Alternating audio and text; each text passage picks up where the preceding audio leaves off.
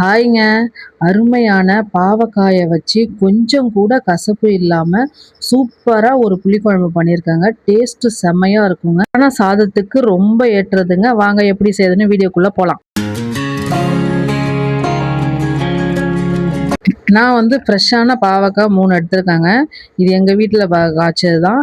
இத இந்த மாரி சைஸ்ல கட் பண்ணிட்டு உள்ள இருக்கிற விதைய நீக்கிக்கிங்க.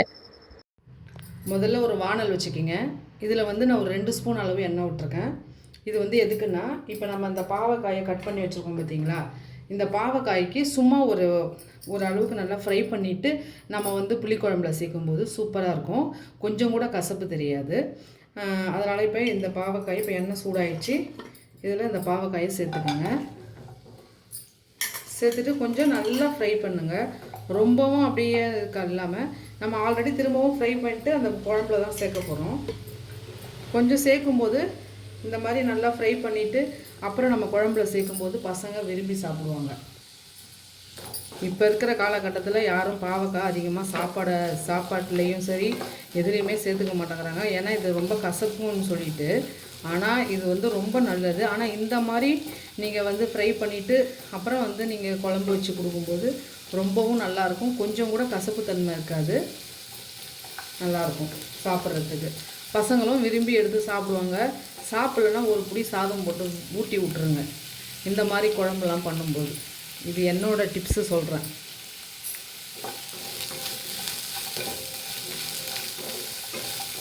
இது நல்லா வறுபடட்டும். இப்போ சைட் பை சைடாக என்ன பண்ணுறோன்னா, இதை பாருங்க, நான் ஒரு நெல்லிக்காய் அளவுக்கு புளி எடுத்து இப்போ வந்து ஊற வச்சுருக்கேன். இப்போ இதை நல்லா கரைச்சி எடுத்து வச்சுக்கோங்க. நம்ம அந்த பாவக்காய் வதங்கிறதுக்குள்ளே இதெல்லாம் ரெடி பண்ணி வச்சுக்கலாம். இந்த புளியை நல்லா கரைச்சி எடுத்துக்கோங்க. இப்போ இந்த பாவக்காய்க்கு கொஞ்சமாக மஞ்சள்தூள் சேர்த்துக்கோங்க. மஞ்சள்தூள் சேர்த்து இதை நல்லா ஒரு கரட்டி விடுங்க. இப்போ பாருங்கள், பாவக்காய் நல்லா ஃப்ரை ஆயிடுச்சு. இப்போ இதை அப்படியே எடுத்து ஒரு ஓரமாக வச்சுக்கிங்க. இப்போ ஒரு சட்டி வச்சு செய்யலாம் நம்ம இந்த புளிக்குழம்பு. இதில் வந்து தேவையான அளவு நல்லெண்ணெய் விட்டுக்குங்க.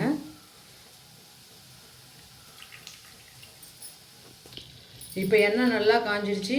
இந்த எண்ணெயில் வந்து பாருங்கள், ஒரு அரை ஸ்பூன் வந்து ஜீரகம், ஒரு ஸ்பூன் வந்து கடுகு சேர்த்துக்கிறேன். கடுகு சீரகம் சேர்த்து எல்லா சமையல்லையும் நான் சீரகம் சேர்த்துப்பேன். ஏன்னா கொஞ்சம் செரிமானம் ஜாஸ்தியாக இருக்கும், உடம்புக்கும் நல்லது. அதனால் என்னோடய சமையலில் நான் எப்பயுமே ஜீரகம் சேர்த்துப்பேன். இப்போ இது நல்லா பொரிஞ்சு வரட்டும். இப்போ கடுகு சீரகம் நல்லா வெடிச்சிருச்சு. இப்போ இது கூட ஒரு அரை ஸ்பூன் அளவுக்கு வெந்தயம் சேர்த்துக்கிறேன். இப்போ வெந்தயம் நல்லா பொரிஞ்சு வருது. இப்போ வந்து நான் சின்ன வெங்காயம் நல்லா உரித்து வச்சுருக்கேன், கட் பண்ணலை. கொஞ்சம் பெருசாக இருக்கும் பார்த்தீங்களா, அதில் மட்டும் கட் பண்ணியிருக்கேன். இப்போ இதில் சேர்த்துக்குங்க. கூடவே ஒரு 2 பூண்டு பல் எடுத்து உரித்து வச்சுருக்கேன். 2 பூண்டு கட்டி, 2 பல்லில் 2 பூண்டு கட்டி எடுத்து உரித்து வச்சுருக்கேன். அதையும் இது கூட சேர்த்துக்குங்க. சேர்த்துட்டு நல்லா கதறி விடுங்க. இந்த வெங்காயம் வந்து நல்லா ஒன்றும் பாதியமாக வெந்து வரணும், ரொம்ப வேகக்கூடாது. அப்புறம் புளிக்குழம்புக்கு வந்து நல்லா இருக்காது. நல்லா ஓரளவுக்கு இது 2ஆக பிரிஞ்சு வர அளவுக்கு வெந்தால் போதும். சாம்பார் வெங்காயம் சேர்த்து நமக்கு வந்து புளிக்குழம்பு பண்ணும்போது குழம்போட சுவை ரொம்ப தூக்கலாக இருக்கும். அதனால் எப்பவுமே சாம்பார் வெங்காயம் அதிகமாக யூஸ் பண்ணுங்கள். கூடவே 2 கொத்து கருவேப்பிலை போட்டுக்கோங்க.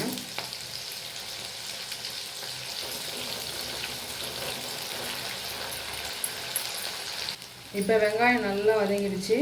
பாருங்கள், நல்லா ஓரளவுக்கு நல்லா வதங்கிடுச்சு. இந்த ஸ்டேஜில் வந்து நான் நல்லா பழுத்த தக்காளி எடுத்து, நல்லா பெரிய தக்காளியாக எடுத்து 2 தக்காளி வந்து மிக்சியில் அடித்து வச்சுருக்கேன். அதை இது கூட சேர்த்துக்குங்க. இப்போ நல்லா கிளறி விட்டுக்குங்க.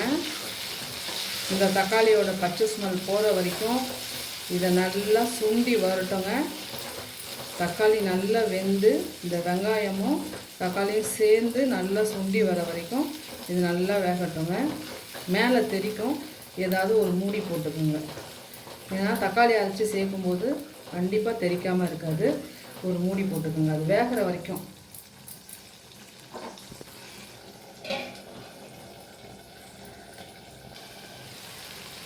இப்போ பாருங்கள், நம்ம ஊற்றின எண்ணெய்லாம் நல்லா பிரிஞ்சு வந்து வெங்காயமும் தக்காளியும் நல்லா வதங்கிடுச்சு.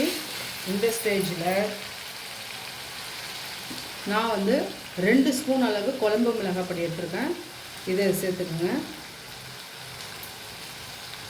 கூடவே கொஞ்சமாக மஞ்சள்தூள், ஒரு அரை ஸ்பூன் காஷ்மீர் சில்லி பவுடரு. எதுக்குன்னா இது வந்து கலருக்காக தான், காரம்லாம் இருக்காது.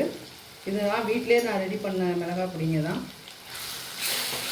இதை சேர்த்து நல்லா வதக்கி எடுத்துக்கோங்க. மிளகாத்தூளோட பச்சை ஸ்மெல் போகிற வரைக்கும் நல்லா வதக்கிக்கிங்க. மிளகாத்தூள் போட்டோன்னே அடுப்பை சிம்மில் வச்சுக்கிங்க. ஏன்னா ஆல்ரெடி சட்டி ரொம்ப சூடாக இருக்கும். இதையும் போட்டு நம்ம ஹை ஃப்ளேமில் வைக்கும்போது கரிஞ்சு போயிடும். அந்த குழம்புக்கான கலரு எதுவுமே வராது. இது ஒரு 2 செகண்ட் அப்படியே இருக்கட்டும். இப்போ இது நல்லா வதங்கிடுச்சு. இப்போ நான் வந்து நெல்லிக்காய் சைஸு புளி கரைச்சி வச்சுருக்கேன்ல, அதை இது கூட சேர்த்துக்கிறேன். புளி சேர்த்து நல்லா கிளறி விடுங்க. இன்னும் உங்களுக்கு குழம்பு வந்து இன்னும் கொஞ்சம் தண்ணி சேர்த்துக்குங்க. ஏன்னா இப்போ இது கொதித்து நல்லா சுண்டி வரும்போது ரொம்ப அப்படியே தடன்னு ஆகிடும். இப்போ குழம்பு நல்லா இருக்காது. இதுக்கு தேவையான அளவு கொஞ்சமாக தண்ணி சேர்த்துக்குங்க.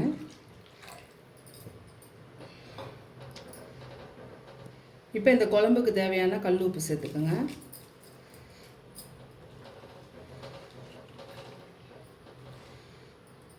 இப்போ இந்த குழம்புக்கு உப்பு காரம் எல்லாம் இருக்கான்னு ஒரு தடவை டெஸ்ட் பண்ணி பார்த்துக்குங்க. அப்படியே ஒரு மூடி போட்டு ஒரு 5 நிமிஷம் நல்லா கொதிக்கட்டும். இப்போ பாருங்கள், குழம்பு நல்லா கொதிச்சு வருது. இப்போ நம்ம வதக்கி வச்சுருக்கோம் பார்த்தீங்களா, இந்த காயை இது கூட சேர்த்துக்கோங்க. சேர்த்துட்டு நல்லா இது வந்து காயும் இந்த குழம்பும் நல்லா வெந்து வரட்டும். ஒரு மூடி போட்டு ஒரு 5 நிமிஷம் அப்படியே கொதிக்கட்டும் நல்லா.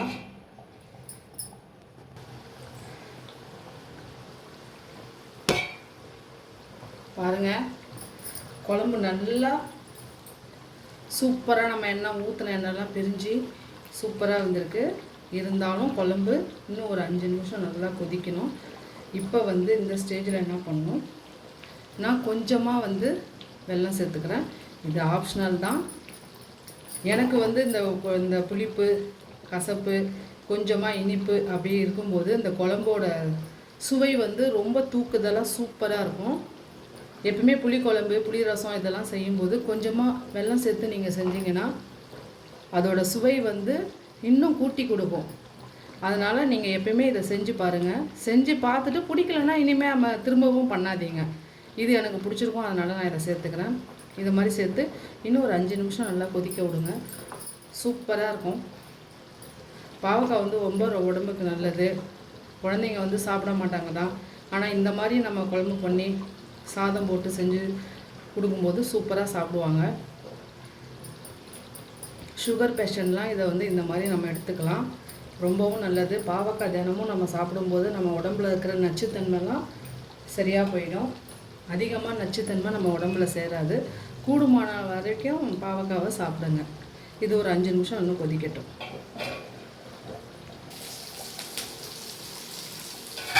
இப்போ வந்து நான் பெருங்காயப்பொடி கொஞ்சமாக சேர்த்துக்கிறேன்.